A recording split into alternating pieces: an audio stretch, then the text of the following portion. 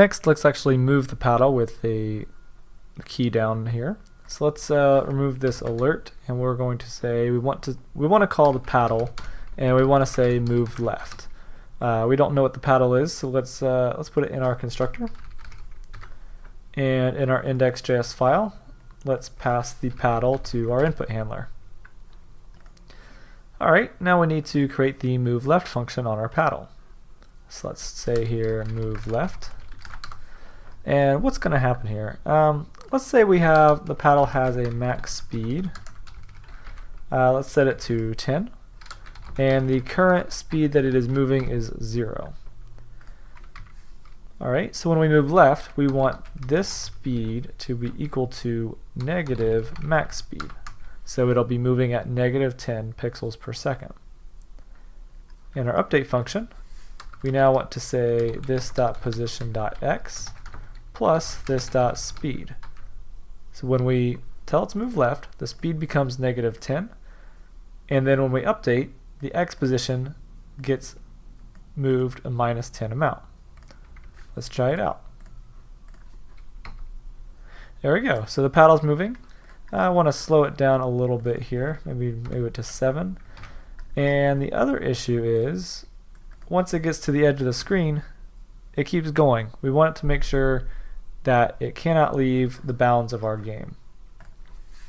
So what we'll say here is we'll say if this.position.x is less than 0, this.position.x will be set to 0.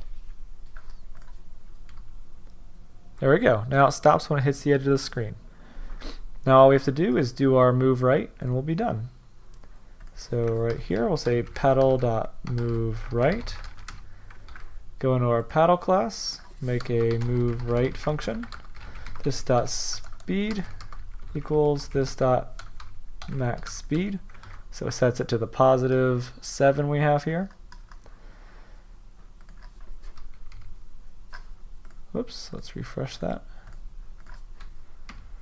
So there we go, we can move it left, we can move it right. But again, just like with the left bounds, we need to make sure that it can't go off the right side of the screen. So if this.position.x plus this.width is greater than the game width, which do we have here? We do not have, so let's save this here. This.game width was game width, and this.game, well, we don't need the height here, so let's just stick with the game width. If the x position plus the width of the paddle is greater than the game width, then this.position.x is equal to this.game width minus this.width.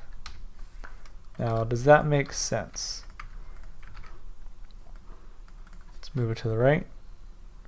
So if the x position plus the width of the paddle is past the edge of the game screen, we set the x position right here where the x position plus the width will line up perfectly with our game screen.